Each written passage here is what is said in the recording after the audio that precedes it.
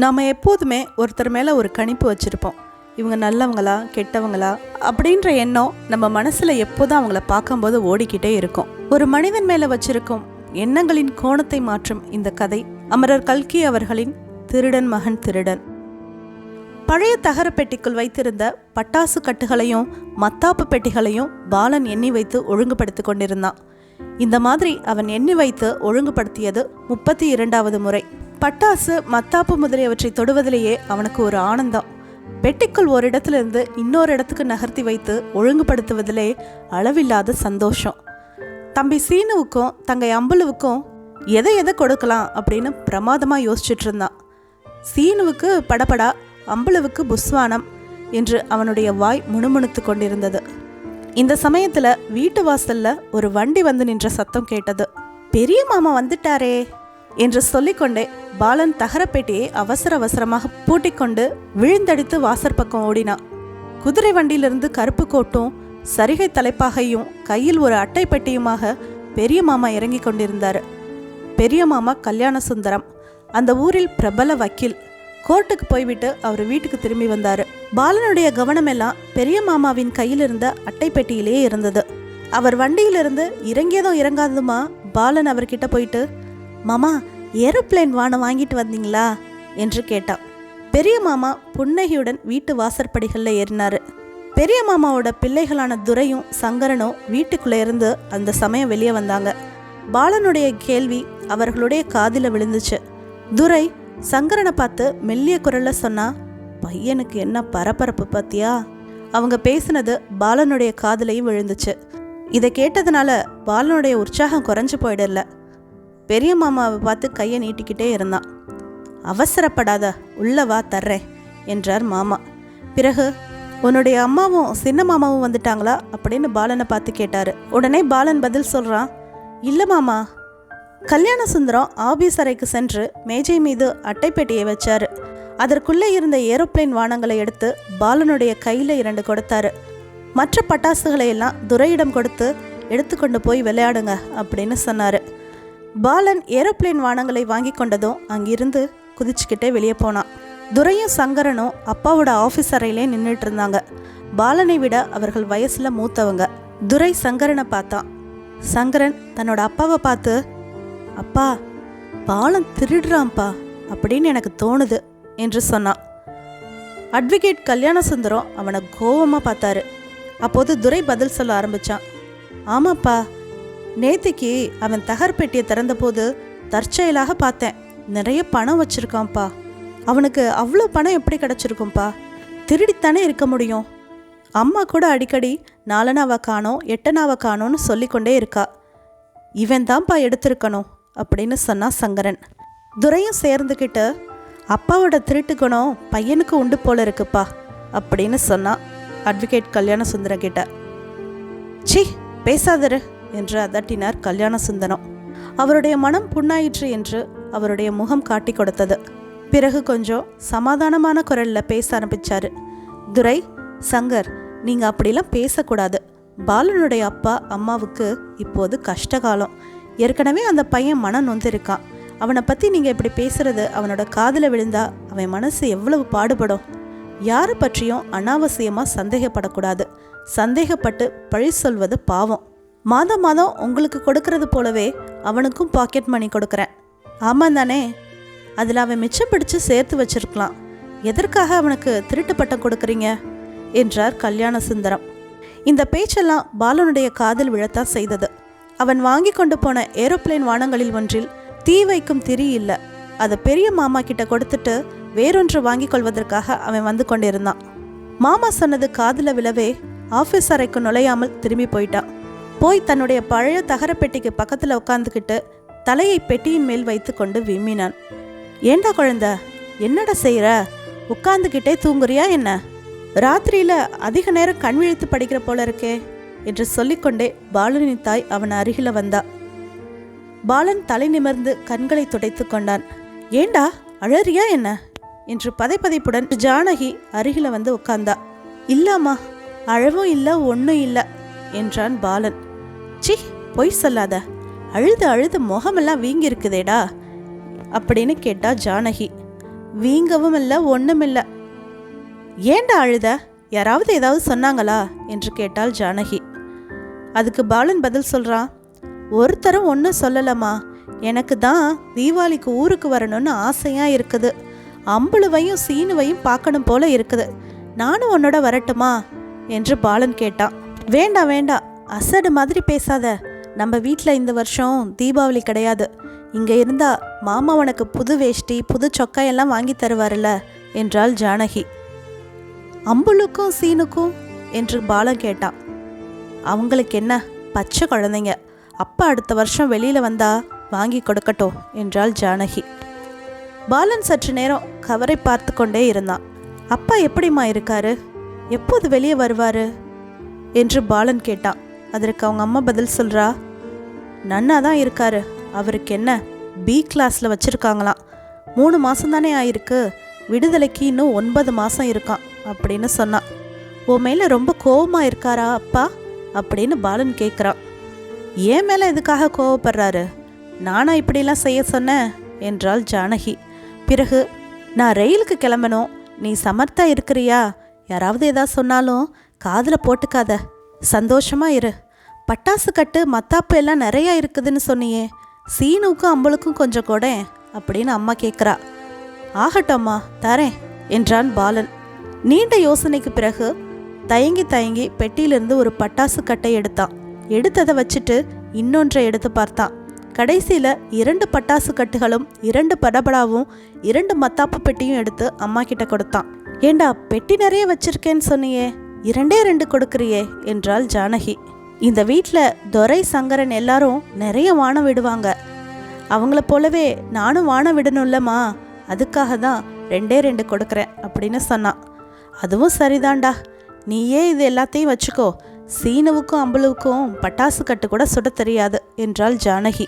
எல்லாம் தெரியுமா, கட்டாயம் இதை எடுத்துக்கிட்டு போ, நான் கொடுத்தேன்னு சொல்லு என்று பாலன் கூறி இன்னொரு மத்தாப்பு பெட்டி அதிகமாகவே எடுத்து கொடுத்தான். ஜானகியின் புருஷன் ஜோக்கர் ராமுடுவின் பெயர் போக்கிரிகளின் உலகத்தில் நீண்ட காலமாக பிரதிசித்தி பெற்றிருந்தது. ராமுடுவை பிடித்து கையில் விலங்கு மாட்டி இரும்பு கதவுக்குள் தள்ளி இழுத்து பூட்ட வேண்டும் என்று போலீசார் வெகு நாட்களாக ஆசைப்பட்டு கொண்டிருந்தாங்க. ஆனால் ராமுடு எப்படியோ போலீசார் கையில் சிக்காம டிமிக்கி கொடுத்து கொண்டே இருந்தான்.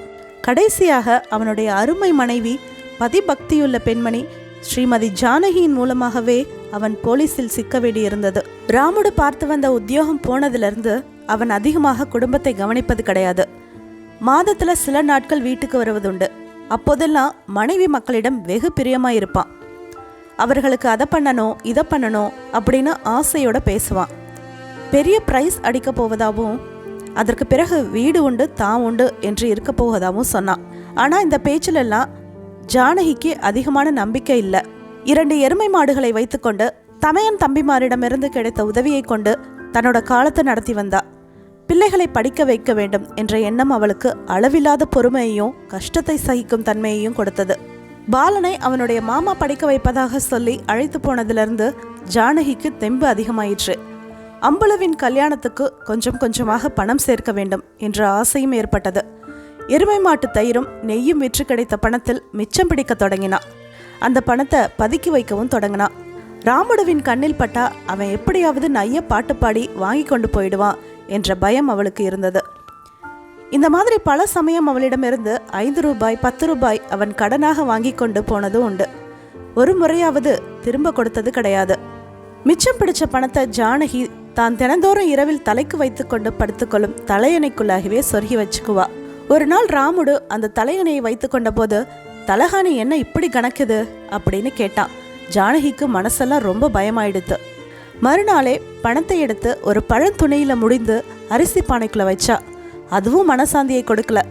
அண்ணன் வீட்டுக்கு போகும்போது அதை அங்கே கொண்டு போய் பேங்க்ல போட்டுட்டு வரணும் அப்படின்னு மனசுல எண்ணினா. ஒரு நாள் சில்லறையா இருந்த பணத்தை எல்லாம் எடுத்துக்கொண்டு போய் மளிகை கடையில் கொடுத்து நோட்டாக மாற்றி கொண்டு வந்தா. கிருஷ்ண பகவானுடைய படத்துக்கு பின்னால ஒளிச்சு வச்சிருந்தா. அதிலும் பயம் வந்துடுச்சு. ஒரு தகர டப்பாவில் நோட்டும் ரூபாயுமாக 108 ரூபாய் போட்டு அதை பழைய துணியால் சுற்றி கட்டி ஒரு நடுநிசையில் வீட்டுக்கூடத்தின் ஒரு மூலையில் தோண்டி புதைச்சிட்டா. புதைத்த இடத்தின் மேலே ஒரு சுவர் ஓரமாக தவிட்டு மூட்டையும் போட்டு வச்சா. ஒரு தடவை ராமுடு வீட்டுக்கு வந்து 2 நாள் தங்கிட்டு போனான். ஜானகி, உன்கிட்ட பணம் இருந்தா 20 ரூபா கொட, 1 மாசத்துல திருப்பி கொடுத்துட்றேன் அப்படின்னு கேட்டா. ஜானகி தலைய ஒரே ஆட்டாக ஆட்டி இல்லை என்று பதில் சொன்னான். பெட்டி சட்டியெல்லாம் தன்னோட கையை விட்டு ராமுடு தொலைவ ஆரம்பிச்சிட்டான். ஒன்றும் கிடைக்கவே இல்லை. ஜானகி தன்னோட மனசுல நினைச்சுக்கிட்டா, பணத்தை பூமியில புதைச்சு வச்சது எவ்வளவு நல்லதா போயிடுச்சு அப்படின்னு சமாதானமானா. ராமுடு போனதற்கு மறுநாள் ஜானகி மாட்டுக்கு தவிடு எடுக்கும்போது கீழே சிந்தியதையும் எடுத்துக்கொள்வதற்காக மூட்டையை புரட்டினா. அவளுடைய வயிறு பகீர் என்றது, தலை சுழன்றது. ஏன்னா சுவர் மூலையில் தரையில் ஒரு துவாரம் காணப்பட்டது. அலறி புடைத்து கொண்டு கையை விட்டு தோண்டி பார்த்தா. பணம் வைத்திருந்த டப்பாவை காணல. அவள் அப்போது போட்ட கூச்சல்ல அண்டை அயலார் எல்லாரும் வந்து கூடிட்டாங்க. ஜானகி விஷயத்த சொன்னதும் அவர்கள ஒருத்தர் போலீஸ் ஸ்டேஷனுக்கு ஓடி போய் சொன்னாரு. போலீஸ்காரர்களும் வந்தாங்க ஜானகி வீட்டுக்கு. ஜானகியிடம் என்ன விஷயம் என்று கேட்டாங்க. போன பணத்தை கண்டுபிடிச்சு தருவதாக போலீசார் வாக்குறுதி கொடுத்துட்டு போனாங்க. தான் கஷ்டப்பட்டு சேர்த்து வச்ச பணத்தை யாரோ திருடிட்டாங்க, எப்படியாவது கண்டுபிடிச்சு தரணும் அப்படின்னு கத்தி கூச்சல் போட்டா. பாவம், ஜானகியுடைய பிரலாபம் போலீசாரின் மனத்தை கூட இலகச் செய்து விட்டது. வந்திருந்த ஹெட் கான்ஸ்டபிள், எப்படியும் திருட்ட கண்டுபிடிச்சிடுறோம், நீ சும்மா இரு என்று ஆறுதல் சொன்னாரு. அன்னைக்கு சாயந்தரமே போலீசார் திரும்பி வந்து ஜானகியிடம் அவள் புருஷனுடைய போக்குவரவை பற்றி விசாரித்தாங்க. ஜானகிக்கு சொரேல் என்றது. ஏற்கனவே அவள் மனதில் ராமுடுவை பற்றிய கொஞ்சம் சந்தேகம் இருந்தது. உடனே அப்படி இருக்காது என்று தீர்மானித்து கொண்டாள். இருந்தாலும் இப்போது போலீசார் விசாரிச்சதும் மறுபடியும் பீதி கிளப்பியது. தன் புருஷன் வீட்டுக்கு வந்து 1 மாசம் ஆயிடுச்சுன்னு பொய் சொன்னான். 2 நாளைக்கு முன்பு வந்திருந்தானாமே அப்படின்னு போலீசார் கேட்டதற்கு இல்லவே இல்லை என்று அடிச்சு சொல்லிட்டா ஜானகி.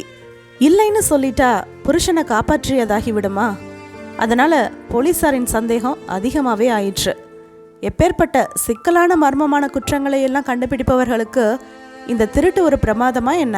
கடைசியில போலீஸ்காரங்க ராமுடுவையும் அவனுடைய கூட்டாளிகள்ல 3 பேரையும் கைது செய்துட்டாங்க.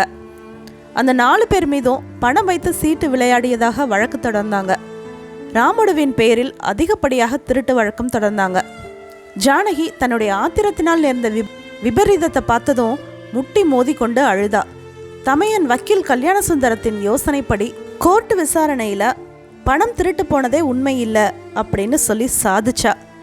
மளிகை கடை பாக்கி கொடுக்க முடியாதபடியால மளிகை வியாபாரிக்கு சால்ஜாப்பு சொல்வதற்காக அப்படி ஒரு கற்பனை செய்ததாக சொன்னா.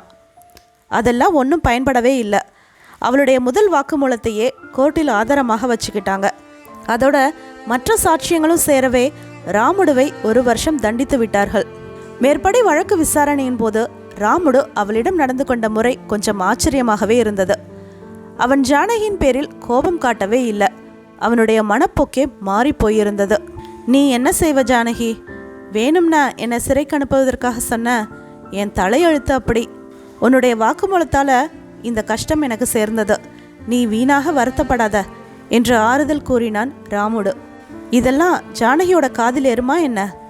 அவள் பட்ட துயரத்துக்கு அளவே இல்லை. இருந்தாலும் எந்த மாதிரி துயரமும் நாளடைவில் காய்ச்சி போக தான் செய்கிறது.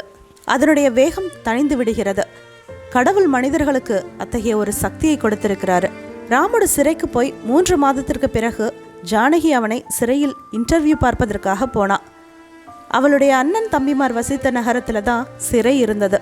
ஜானகியின் தம்பி கைலாசம் அவளை சிறைக்கு அழைத்து போனான். இரும்பு கம்பி கூண்டுக்குள்ளே தன் கணவனை பார்த்ததும் ஜானகிக்கு வயிறு பற்றி எரிந்தது. இருந்தாலும் சற்று நேரம் அவனுடன் பேசி அவன் சிறையில் சௌக்கியமாகவே இருக்கிறான் அப்படின்றத தெரிஞ்சுக்கிட்டதில் கொஞ்சம் மன நிம்மதி கிடைச்சது. ஜானகி, எத்தனையோ பெரிய மனிதர்கள் எல்லாம் காந்தி கட்சியில் சேர்ந்து சிறைக்கு போயிருக்காங்களாம். அந்த மாதிரி நானும் சிறைப்பட்டதான் நினச்சிக்கோ. விடுதலையாகி வெளியே வந்ததும் என்னுடைய வாழ்க்கை முற்றிலும் மாறி இருக்கும் பாரு என்று ராமுடு சொன்னான். தான் கஷ்டப்பட்டு சேர்த்து புதைத்து வைத்திருந்த பணத்தை திருடியவன் ராமுடு என்பதில் ஜானகிக்கு சந்தேகம் எதுவும் இல்லை. தான் புருஷன் யோக்கியத்தை தெரிஞ்சிருந்தும் தான் பதற்றப்பட்டு போலீஸ்க்கு சொன்னதை பற்றி அவள் வருந்தினாள். எனினும் இந்த சிறைவாசத்தின் பயனாக அவனுடைய நடவடிக்கை அடியோடு மாறிவிடலாம் என்ற எண்ணம் எல்லாம் ஒரு நன்மைக்குத்தான் என்ற முதுமொழியில் அவளுடைய நம்பிக்கையை வலுப்படுத்தியது. இதை பற்றி நினைத்து ஒரு வகையாக மனத்தை தேற்றிக்கொண்டே ஜானகி ரயில்வே ஸ்டேஷனுக்கு போனான். ஜானகியோட தம்பி கைலாசம் அவளை ரயில் ஏற்றி அனுப்புவதற்காக வந்தான். பாலன் இங்கே சமர்த்தா இருக்காங்க்கா, நல்லா படிச்சுட்டு வரான், அவனை பற்றி நீ எதுவும் கவலைப்படாத அப்படின்னு ஆறுதல் சொன்னான். அந்த குழந்தைய தான் நான் நம்பி இருக்கேன், அவன் தலையெடுத்து சம்பாதிக்க ஆரம்பிச்சாதான் எனக்கு விடியும் என்றாள் ஜானகி. குப் குப் என்ற சத்தத்துடன் தூரத்தில் ரயில் வந்து கொண்டிருந்தது. அம்மாவும் சின்ன மாமாவும் ரயில்வே ஸ்டேஷனுக்கு புறப்படும் வரையில் பாலன் காத்து கொண்டிருந்தான். ஒற்றை மாட்டு வண்டி வீட்டு வாசலிருந்து நகர்ந்ததும் சட்டென்று உள்ளே ஓடினான். தகரப்பெட்டியை திறந்து அதற்குள் வைத்திருந்த பணத்தை எடுத்து தன்னுடைய கால் சட்டை பைக்குள் வச்சுக்கிட்டான். பட்டாசுகளையும் மத்தாப்புகளையும் ஒரு துணியில் கட்டி கொண்டான். வீட்டின் வலது பக்கத்தில் இருந்த வாசற்படி வழியாக யாரும் கவனிக்காத போது வெளியே கிளம்பினான். ஓட்டமும் நடையுமாக சென்று பட்டாசு மத்தாப்பு மார்க்கெட்டை அடைந்தான். தம்பி, என்ன வேணும் என்று கடைக்காரர் கேட்டாரு. எனக்கு ஒன்று வேணாம், என்கிட்ட உள்ள பட்டாசுகளையும் மத்தாப்பு வானங்களையும் எடுத்துக்கிட்டு பணம் கொடுக்க முடியுமா என்று பாலன் கேட்டான். கடைக்காரனுக்கு கொஞ்சம் அதிசயமாக இருந்தது. இருந்தாலும் தீபாவளிக்கு முதல் நாளானதுனால பட்டாசும் மத்தாப்பும் அசாத்திய கிராக்கியான விலைக்கு விற்றது. அதனால பேரம் பேசி எல்லாவற்றையும் வாங்கி கொண்டு பணத்தை கொடுத்தான் கடைக்காரன். பணத்தை பெற்றுக்கொண்டானோ இல்லையோ, பாலன் ஒரே ஓட்டமாக ஸ்டேஷனை நோக்கி ஓடினான். 10 நிமிஷத்தில் ரயில்வே ஸ்டேஷனுக்கு போயிட்டான். ரயில் வண்டி பிளாட்பாரத்தில் வந்து நின்று கொண்டிருந்தது. திறந்திருந்த கேட் வழியாக பாலன் பாய்ந்தோடினான். டிக்கெட் கலெக்டரால் அவனை தடுக்க முடியல. ரயில் புறப்படுற சமயம் ரயில் சத்தம் வந்தது. ஜானகி அம்மாள் வண்டிக்குள்ளிருந்து தலையை வெளியே நீட்டி தன்னோட தம்பிக்கிட்ட குழந்தைய கவனிச்சுக்கோ என்று சொல்லி கொண்டிருந்தது. பாலன் காதில் விழுந்தது. பாலன் ஒரே ஓட்டமாக அந்த வண்டியை நோக்கி ஓடினான். நல்ல வேளையாக வண்டி கதவு திறந்திருந்தது. பாய்ந்து உள்ளே ஏறி தடால் என்று கீழே விழுந்தான். விழுந்ததை சிறிதும் பொருட்படுத்தாம, அம்மா நான் வந்துட்டேனே என்று பாலன் கத்தினான். அட என் கண்ணே என்று ஜானகி அவனை அலறி எடுத்தாள். பாலன் அவளை திமிரிக்கொண்டு ஜன்னல் ஓரம் வந்து, சின்ன மாமா கைலாசத்தை பார்த்து, நான் தீபாவளிக்கு ஊருக்கு போயிட்டு வரேன் மாமா, எல்லாரிடமும் சொல்லிடுங்க அப்படின்னு சொன்னான். கைலாசம் அதிசயத்தோடு அவனை பார்த்து கொண்டிருக்கும் போதே ரயில் நகர்ந்தது. ஏண்டா பாலு, மாமா வீட்டில் சமர்த்தா இருக்கிறேன்னு சொன்னியே, ஏண்டா இப்படி ஓடி வந்த என்று கேட்டாள் ஜானகி. அவன் வந்தது அவளுக்கு சந்தோஷந்தான் என்ற குரலில் இருந்தே தெரிந்தது. தீபாவளிக்கு உங்களோட இருக்கலாம்னு ஆசையாக இருந்தது, அதனால தான் வந்துட்டேன். பிறகு எதையோ நினைத்து கொண்டவன் போல், ஐயையோ அடடா என்று கூச்சல் போட்டான். என்னடா பாலு என்று ஜானகி கேட்டா. அவசரத்தில் மறந்து போய் பட்டாசு மத்தாப்பு எதுவுமே எடுத்துக்கொள்ளாமல் வந்துட்டேம்மா, ரயில்காரனை கொஞ்சம் திரும்ப போக சொல்லுமா, எடுத்துட்டு வரலாம் என்றான் பாலு. ஜானகி சிரிச்சுக்கிட்டே, நல்ல வேடிக்கை தாண்டா, ரயில் திரும்புமா அப்படின்னு கேட்டா. போனா போகட்டும், நான் சீனுக்கும் அம்பளுவுக்கும் கொடுத்த வானங்களை பத்திரமா வச்சிருக்கியா, அதுவே போதும் என்றான் பாலன். தீபாவளிக்கு முதல் நாள் ராத்திரி ஒரே கொண்டாட்டமாயிருந்தது. பாலனும் சீனுவும் அம்பளுவும் வீட்டுக்குள்ளே வளைய வளைய வந்து கூத்தாடினாங்க. அம்மாவுக்கு காரியம் செய்ய முடியாமல் அடித்தார்கள். பட்டாசு கட்டையையும் மத்தாப்பு பெட்டியையும் சுட்டு விடாமல் தொட்டு தொட்டு பார்த்தாங்க. ஜானகி செய்த பணியாரங்களை கூட கொஞ்சம் ருசி பார்ப்பதோடு நிறுத்தி கொண்டாங்க. தீபாவளி சாப்பாட்டை தீபாவளி காலையில் தானே சாப்பிடணும். குழந்தைகள் படுத்து கொள்ளும்போது மணி 10 அடித்து விட்டது. குழந்தைங்க படுத்ததும் அரை மணி நேரத்துக்கு பிறகு ஜானகியும் வந்து படுத்துக்கிட்டா. தூங்கும் குழந்தைகளின் பால்வடி முகங்களை ஒரு தடவை பார்த்துவிட்டு விளக்கை சிறிதாக்கி ஒரு மூலையில் மறைத்து வைத்தாள். காலையில் சீக்கிரமாக எந்திரிக்கிறதுக்காக இப்போவே சீக்கிரமாக தூங்கணும் அப்படின்னு நினச்சா. ஆனால் தூக்கம் என்னமோ வரல. இவ்வளவு சமர்த்தான குழந்தைகளை பெற்ற தகப்பன் சீர்கெட்டு போய் சிறையில் இருப்பதை நினைத்து மனமுடைந்தாள். இப்படி நினச்சிட்டு இருக்கும் போதே பாலன் எழுந்து படுக்கையில் உட்கார்ந்தான். மனவேதனையில் ஆழ்ந்திருந்த ஜானகிக்கு அவனிடம் என்ன என்று கேட்கக்கூட தோணவே இல்லை. பாலன் 2 பக்கமும் உற்று உற்று பார்த்துவிட்டு எழுந்து நின்னான். கூடத்து மூலையில் சுவரில் சார்த்தியிருந்த ஏணியை சத்தம் செய்யாமல் எடுத்து கொஞ்ச தூரம் தள்ளி வச்சான். பிறகு அதன் மேலே மெல்ல மெல்ல ஏறினான். பாலனுடைய செயலை ஜானகி அதிசயத்தோட அரைக்கண்ணால் பார்த்து கொண்டிருந்தா. சட்டென்று அவன் பெயரை சொல்லி கூப்பிட்டாலும் ஏதாவது கேட்டாலும் குழந்தை திடுக்கிட்டு ஏணியிலிருந்து விழுந்துவிட போறானோ என்ற பயத்தினால பேசாம இருந்தா. மூச்சு கூட மெதுவா விட முயற்சித்தா. ஏணி உச்சியில் ஏறிய பாலன் அங்கே சுவரில் பொருத்தியிருந்த உத்தரத்தின் மேல் ஏறி உட்கார்ந்து கொண்டான். அங்கும் இங்கும் கையை வைத்து தடவினான். பிறகு அவன் அணிந்திருந்த முழங்கால் சட்டை பையிலிருந்து ஏதோ ஒன்றை எடுத்தான். அதை சுவரிலோ உத்தரத்திலோ வைத்தான். பிறகு சத்தம் செய்யாமல் கீழே இறங்கி படுக்கையில் வந்து படுத்து கொண்டான். ஜானகிக்கு என்னவெல்லாமோ தோன்றியது இதை பார்த்த உடனே. தகப்பனை போல பிள்ளையும் ஏதேனும் திருட்டு காரியம் செய்கிறானோ என்று எண்ணியபோது அவளுக்கு சொல்ல முடியாத வேதனை உண்டாயிற்று. மாமா வீட்டிலேருந்து எதையாவது திருடி கொண்டு வந்திருப்பானோ என்று நினச்சா. அப்படியெல்லாம் இருக்காது. அம்பலுக்கும் சீனுக்கும் தெரியாமல் பட்டாசு கட்டை ஒளித்து வைத்திருக்கிறான் போலிருக்கிறது என்று ஆறுதல் செய்து கொண்டா. அசட்டு பிள்ளை, ஒன்று கிடக்க ஒன்று ஆக போகிறது. பட்டாசு வெடிக்கும் சாமானாயிற்றே. இந்த சின்ன வீட்டில் நம்மளோட கெட்ட நேரம் தீ பிடிச்சிடுச்சுன்னா என்ன ஆகிறது அப்படின்ற எண்ணம் அவன் மனசில் ஓடிக்கொண்டே இருந்தது. இதை பற்றி பாலனிடம் இப்போதே கேட்டுவிட வேண்டியது தான். ஆனால் என்னென்னு கேட்கறது, எப்படி ஆரம்பிக்கிறது? ஜானகி இவ்விதம் யோசித்து கொண்டிருக்கும்போது பாலன் மறுபடியும் படுக்கையை எழுந்து உட்கார்ந்தான். இது என்ன, குழந்தை விம்மி விம்மி அழறான் போல இருக்கே. விம்மலுக்கிடையில் அம்மானு கூப்பிட்றானே. கூரை மேட்டில் கை வைத்த போது அவனை தேல் கீழ் கொட்டிடுச்சோ என்று பீதியுடன் ஜானகி திடுக்கிட்டு எழுந்து உட்கார்ந்து, பாலு என்னடா, ஏண்டா அழற அப்படின்னு கேட்டா. நான் ஒரு கனவு கண்டேம்மா அப்படின்னு சொன்னான் பாலன். அது என்ன கனவுடா என்று அம்மா வற்புறுத்தி கேட்டவுடனே பாலன் சொல்ல ஆரம்பிக்கிறான். ஏதோ ஒரு தேவதை வந்தது போல இருந்தது. அந்த தேவதை என்னை பார்த்து, பாலு உங்கள் அப்பா பேரில் எல்லாரும் பொய் குற்றம் சொன்னாங்க. அவர் பேரில் ஒரு குற்றமும் இல்லை. உங்கள் அம்மா வைத்திருந்த பணம் உச்சிமேட்டில் உத்தரத்து பொந்தில் இருக்குது அப்படின்னு என்கிட்ட சொன்னுச்சுமா. நான் அதை நம்பவே இல்லை. அந்த தேவதை என்னை கையை பிடிச்சு ஏணியில் ஏற்றி அழைச்சிட்டு போய் பணம் இருந்த இடத்த காட்டுச்சு. உத்தரத்து பொந்தில் நிஜமாக பணம் இருந்ததுமா என்று பாலன் சொல்லிவிட்டு மேலும் விம்மி விம்மி அழுதான். ஜானகிக்கு இப்போ எல்லாமே விளங்கிவிட்டது. பாலனுடைய தகப்பனாரை பற்றி அவன் மாமா வீட்டில் பேசிக்கொண்டிருந்தது குழந்தையின் காதில் விழுந்திருக்க வேணும். அப்பாவை காட்டி கொடுத்தது அம்மா என்கிற செய்தியும் தெரிந்திருக்க வேண்டும். அப்பா திருடலை அப்படின்றத சொல்கிறதுக்காக தான் குழந்தை இப்படியெல்லாம் செஞ்சுருக்கான். ஜானகிக்கு ஒரே பிரமிப்பாய் இருந்தது. அவளுடைய கண்களிலிருந்து கண்ணீர் பெருகிற்று. குழந்தைக்கு பதில் சொல்ல அவளுக்கு ஒன்றுமே தோணவே இல்லை. அவனுடன் பேசுவதற்கு வெக்கமாக கூட இருந்தது. ஆனால் பாலன் விடவே இல்லை. அம்மா, நீ ஏணி வச்சு ஏறி பார்க்குறியா அப்படின்னு கேட்டான். சரி பாலு, நான் காலையில் பார்க்குறேன் என்றாள் ஜானகி. இல்லைம்மா, இப்போதே பாரு, இல்லைனா எனக்கு தூக்கம் வராது அப்படின்னு சொல்கிறான் பாலன். குழந்தையை திருப்தி செய்வதற்காக ஜானகி எழுந்து ஹரிக்கேன் லாந்தர் விளக்கை பெரிது செய்தாள். பாலனை ஏணியின் அடிப்புறத்தை பிடித்து கொள்ளும்படி செய்துவிட்டு அதன் மேலே ஏறினா. உச்சியை அடைந்ததும் உத்தரத்தின் பொந்தில் கையை விட்டா.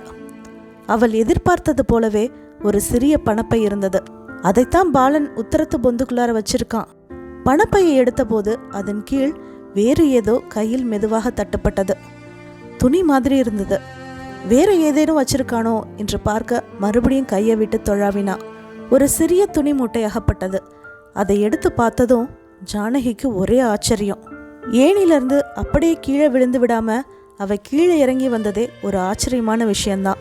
பொந்திலிருந்து அகப்பட்ட 2 பொருட்களையும் ஹரிக்கேன் லாந்தர் வெளிச்சத்தில் வச்சு ஜானகி பிரித்து பார்த்தா. பாலனும் பார்த்து கொண்டு தான் இருந்தான். பாலனுடைய பணப்பையை பிரித்த போது ஒரு 100 ரூபாய் நோட்டும் 8 ரூபாய் நோட்டுகளும் இருந்தன. எலி கடித்து கொஞ்சம் பொத்தலாகி இருந்த சிறிய துணி மூட்டைக்குள்ள ஒரு தகர டப்பா இருப்பது போல தெரிஞ்சுது. ஜானகி ரொம்ப ஆவலோட துணியை எடுத்து எறிஞ்சிட்டு தகர டப்பாவை திறந்து பார்த்தா. அதுக்குள்ள ஜானகி சேர்த்து வைத்திருந்த 10 ரூபாய் நோட்டுகளும் 8 ரூபாய் வெள்ளி பணமும் அப்படியே இருந்தன. ஜானகி அந்த நோட்டுகளையும் வெள்ளி ரூபாய்களையும் கையினால் துழாவிக்கொண்டு பிரமித்து போய் உட்கார்ந்திருந்தா. இந்த வரிகளோட கதையாசிரியர் கதையை முடிக்கிறாங்க. கண்டிப்பாக இந்த கதை உங்களுக்கு பிடிச்சிருக்குன்னு நினைக்கிறேன். மீண்டும் ஒரு பதிவில் உங்களை சந்திக்கும் வரை உங்களிடமிருந்து விடைபெறுவது நித்யா பிரதீப். நன்றி.